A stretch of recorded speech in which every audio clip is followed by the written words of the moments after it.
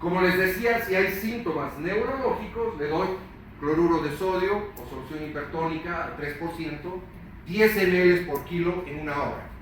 Y después ya corrijo lentamente. Estos 10 ml suben unos 8 equivalentes, o sea que si estaba en 115, subirá a 123. Con esto disminuyo las chances de que siga convulsionando el paciente. Los otros síntomas, o sea, si está con 124, 125, 126, lo puedo corregir más lentamente, ¿no? Entonces hago el cálculo de mi déficit de sodio con la fórmula que les dije, y eso lo puedo ir corrigiendo en 8 horas, en 10 horas, ya para que desaparezcan los síntomas de hiponatremia.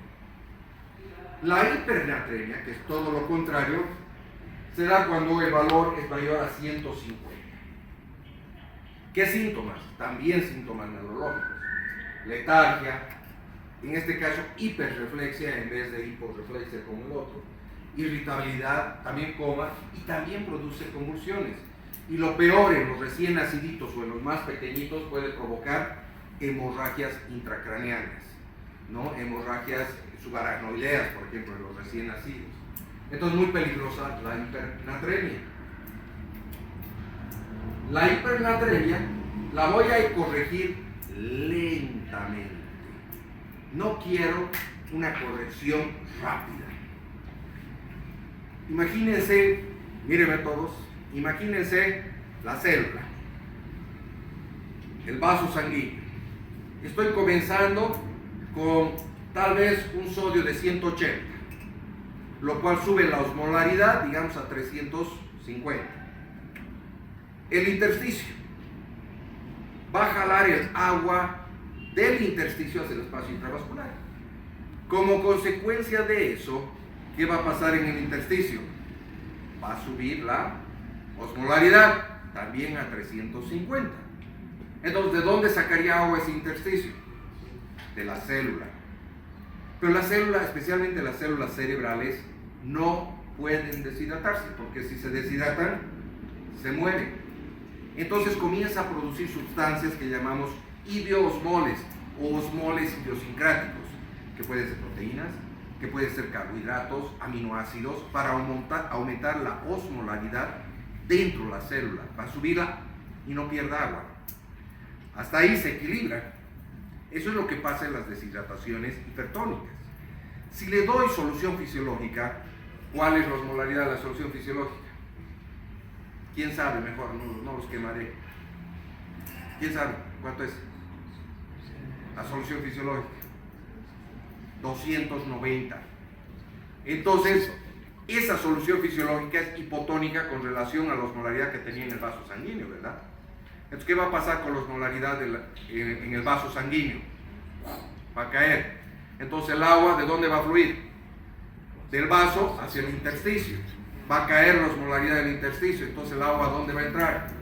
A la célula. ¿Y qué le va a pasar a la célula? Edema celular. Y en el caso del cerebro, edema cerebral, convulsiones, coma y muerte. Por eso es que las deshidrataciones hipertónicas hay que hidratarlas muy lentamente.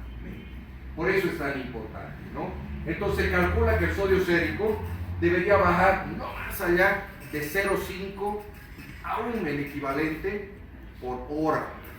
O sea, si estamos con 180, me va a tardar unos 48 horas a que se normalice ese sodio. Y lo mejor será comenzar lo más antes posible con la hidratación oral, porque el paciente por la vía oral va a poder administrar su absorción de agua y electrolitos mejor que yo poniéndole por la vena. ¿Está claro? Muy bien. Entonces, si hay deshidratación, este es el esquema que les había mostrado anteriormente de los tipos de deshidratación, el algoritmo que utilizo cuando hay deshidratación. Primero, electrolitos, gasometría, ¿qué hay que hacerles? Me fijo si es leve, moderado o severa. Leve, le doy la vía oral. Si tolera, a la casa. Si no tolera o hay alteración electrolítica o ácido base, moderada, se hospitaliza. Si es severa, hago el ABC y se hospitaliza. Entonces, les decía en la anterior clase, el siguiente paso es distinguir si es isotónica, hipotónica o hipertónica. Y en cada uno el tratamiento va a ser diferente. La hipocalemia, que es otra anomalía importante, puede producir anomalías de conducción, como vamos a ver en una imagen, ya bloqueos, depresión ST, T plana, produce sintomatología muscular, debilidad, parálisis, vómitos, ciclo, náuseas, neurológico, hiporreflexia, depresión. A nivel renal hay una mayor excreción de hidrógeno, etcétera, que son síntomas, pero los síntomas más importantes son los cardíacos. Te puede provocar un aplanamiento de la onda T, una aparición de la onda U, que se sobrepone a la onda T, una depresión ST que puede simular una isquemia, ¿no? Una isquemia miocárdica. Entonces, si yo tengo hipocalemia, ¿qué es lo que tengo que hacer? Electro, obligatoriamente. Y tengo que hacer una gasometría. Si el potasio está menos de 2, y hay síntomas especialmente, es una emergencia. Debo reponer el potasio entre 0,3 a 0,5 por kilo en 1 hora o 2 horas por bomba y con monitor de electrocardiografía. El potasio, así de bueno, puede ser la causa de muerte más triste que puede haber en cualquier paciente si le doy embolo. Potasio siempre se repone con bomba y lentamente, ¿ya? Y mejor si monitorizamos con un electrocardiograma. ¿Está claro? Si el potasio está entre 2 y 3 y el electro está anormal, le puedo dar de 0,2 a 0,1 en 1 hora, igual, lento, y después corrección más lenta. ¿Me entienden? Si el potasio está mayor a 3 y el electro está normal, no tengo prisa en reponerlo rápido, lo repondré en 12 horas, en 8 horas o en un día si quiero. ¿Me entienden? Porque no hay anomalías electrolíticas. Todo lo contrario, y esta es otra emergencia, la hipercalemia. Igual produce alteraciones electrocardiográficas. Puede aumentar la onda T, esa onda T picuda que vemos. Puede prolongar el PR, ¿sí? Puede haber ausencia de la onda P, un QRS prolongado que parece un latido ectópico, ¿verdad? O puede tener un padrón ya QRST. En todos estos casos también son más propensos a después desarrollar una arritmia letal. Entonces la hipercalemia es una urgencia médica. ¿Cómo trato la hipercalemia? En los primeros 10 minutos o 15 minutos, si el paciente tiene anomalías electrocardiográficas, utilizo gluconato de calcio de 50 a 100 miligramos por kilo, endovenoso en bolo. Si es cloruro de calcio, es 1 a 2 miligramos por kilo. Puedo utilizar bicarbonato, que es el siguiente paso, bicarbonato de sodio. El bicarbonato, al alcalinizar la sangre, ¿qué hace con el potasio? ¿Lo mete dónde? Dentro de la célula. Y otro truco es utilizar insulina con azúcar. Le doy dextrosa al 33% o al 50% y le doy insulina a 0,1 unidades por kilo. Entonces, ¿qué va a hacer esto? Igual la glucosa entra con la insulina dentro de la célula y jala potasio. Estos son los 3 que podría utilizar si el paciente está sintomático, potasio muy alto y tiene un electro malo. Pero si, digamos, no está tan mal, digamos, no tiene anomalías electrocardiográficas, puede ir un poco más lento, menos agresivo. Entonces, ¿qué puedo utilizar? Puedo utilizar salbutamol. Lo ideal sería salbutamol endovenoso, en nuestro medio no hay. Entonces puedo darle inhalador. Puedo darle diurético, como furosemida, saben que es depletor de potasio. O puedo darle los quelantes de potasio. ¿Qué es un quelante de potasio? Es una sustancia que le doy por vía oral y que atrapa el potasio en el intestino y no deja absorber. Y si le adiciono un laxante como el sorbitol o el manitol, aunque el tracto intestinal se acelere, o sea, le provoco diarrea y no le dejo absorber potasio. Entonces, en ese caso, lentamente, pero va a ir bajando el potasio por un déficit de... Entonces, estos son los tiempos de acción que te recomiendan varios de los algoritmos de emergencia. Segundos a minuto, entonces utilizo calcio, cloruro o gluconato. 30 minutos, una hora, utilizo la insulina más la glucosa y el bicarbonato. Después, entre 1 y 4 horas, puedo utilizar agonistas de la aldosterona, ¿no? O resinas, como les dije, el queyexalato. Más de 6 horas puedo utilizar las resinas por vía oral, pero si no hay respuesta, siempre tengo en mente de que es una de las indicaciones absolutas de diálisis. La hipercalemia igual a diálisis si no me responde.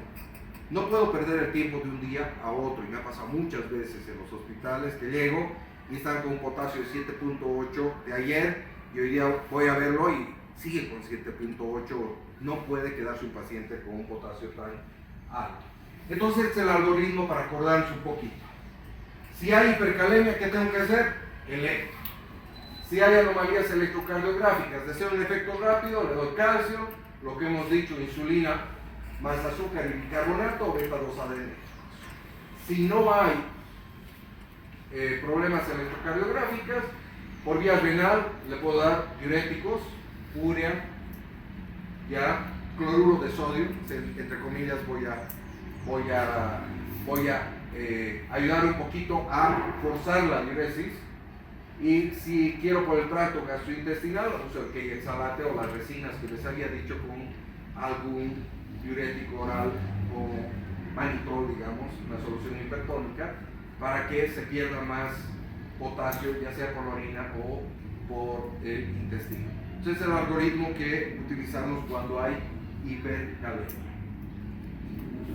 Ahora, habíamos dicho, siempre que hay pérdida de agua, alteraciones de electrolitos, va a la par con balance ácido-base, ¿no? Tienen que leer y tienen que saber interpretar una gasometría. Todos mis grupos yo les doy desde hace 20 años porque veo deficiencias al respecto, ¿no? Existen más de 60 patologías que ustedes pueden llegar al diagnóstico o pueden descartar con solo saber interpretar bien una gasometría. Entonces, acordarse que el pH fundamentalmente es una relación entre el pK, que es una constante, 6.1, y una relación entre el bicarbonato y el dióxido de carbono. Tiene una relación directa del bicarbonato con el pH, si el bicarbonato aumenta, el pH aumenta, si el bicarbonato disminuye, el pH disminuye, y tiene una relación inversa con los hidroquinones básicamente, y el CO2. Esto debería ser CO2. Cuando hay diarrea y cuando hay deshidratación, la mayoría de las veces tenemos acidosis de tipo metabólico, ¿sí? Estas acidosis metabólicas pueden ser de dos tipos. Pueden ser acidosis normales con un anion gap normal, o acidosis metabólicas con un anion gap aumentado. ¿Qué será pues el anion gap? Entonces, estos son los valores normales de una gasometría para que recuerden.